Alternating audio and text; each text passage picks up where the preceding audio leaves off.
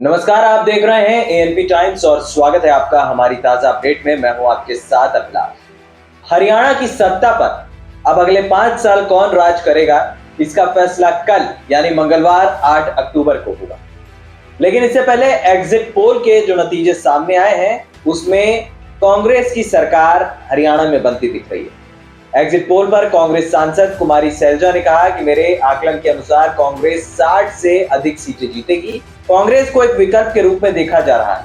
हरियाणा में भारी सत्ता विरोधी लहर थी, खासकर कमजोर वर्ग दबा हुआ महसूस कर रहा था। रिपोर्ट्स की माने तो कुमारी सैलजा ने कहा कि भाजपा का आम लोगों से कोई संबंध या संवाद था ही नहीं। उन्होंने कहा कि राहुल गांधी की भारत जोड़ो यात्रा एक महत्वपूर्ण मोड़ पर।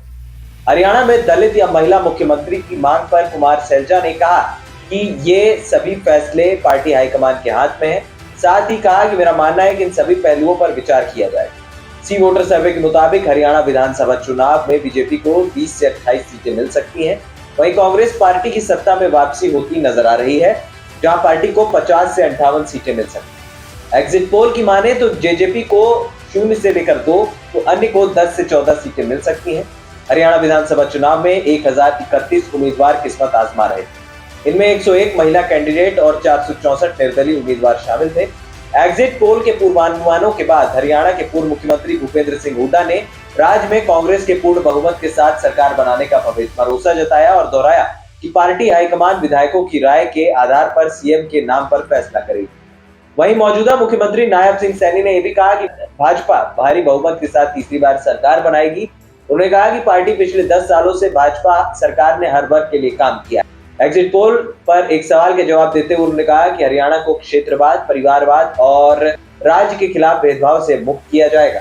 वहीं कई लोगों का कहना है कि चौटाला परिवार का खात्मा अब हरियाणा से हो सकता है। हरियाणा में कांग्रेस के कई नेताओं ने कहा कि दुष्यंत चौटाला और उनके पार्टी के कई ऐसे सदस्य हैं जो पूरे तरीके से आते नजर आ रहे हैं। यानी कि पिछली बार जो 10 या उससे ज्यादा सीटें जीती थी जेजेपी ने, अब वहां पे भी जेजेपी का भी खात्मा होता नजर आ रहा है। फिलहाल एग्जिट पोल्स के मुताबिक अगर देखें तो हरियाणा में कांग्रेस की सरकार वापस आती दिख रही है 10 साल बाद। अब नया सीएम कौन बनेगा या सीएम का फेस कौन होगा, ये कह पाना तो फिलहाल मुश्किल है। लेकिन एग्जिट पोल्स के नतीजों की माने तो यहाँ पर एक बड़ा फेरबदल हरियाणा में देखने को मिल रहा है। 2024 लोकसभा चुनावों के बाद से ना लगातार भारतीय जनता पार्टी की एक जो लहर थी या पीएम मोदी की लहर थी, उसमें यूं कहें कि आंकड़े जो है वो कम होते दिख रहे हैं। और कम होने का कारण साफ तौर पर यह कहा जा रहा है कि हर वर्ग से भारतीय जनता पार्टी जुड़ नहीं पा रही है। फिलहाल केंद्र में तो कोई खतरा नहीं है भारतीय जनता पार्टी को, लेकिन अगर एग्जिट पोल्स के मुताबिक नतीजे आ गए तो फिर यहां पर कांग्रेस पार्टी अपनी वापसी की एक और उम्मीद की सीढ़ी आगे बढ़ाएगी। इससे पहले हम आपको बता दें, क्योंकि मैं खुद हरियाणा गया था पिछले साल और जिस तरीके से राहुल गांधी की भारत जोड़ो यात्रा का प्रभाव था, वो देखकर हम ये कह सकते हैं एज पत्रकार, एज जर्नलिस्ट या फिर एज अ कॉमन मैन कि राहुल गांधी की भारत जोड़ो यात्रा का फर्क हरियाणा में जरूर पड़ा था। कई ऐसे मुद्दे थे जिनको पूरे तरीके से एक तरीके से हम कह सकते हैं कि भारतीय जनता पार्टी ने सुलझाया नहीं। एक तो किसान आंदोलन एक बहुत बड़ा मुद्दा था हरियाणा में। जब सिंघू बॉर्डर का बवाल हमने देखा, कई ऐसे बवाल देखे और उस समय से सभी लोग जो है, आम जनता ये कह रही थी कि जब चुनाव आएंगे तो हम जवाब देंगे। अब क्या उनका जवाब कांग्रेस की तरफ है? क्या उन्होंने कांग्रेस के विकल्प को चुन लिया है? ये पिटारा अब कल खुलेगा, यानी कि 8 अक्टूबर को खुलेगा।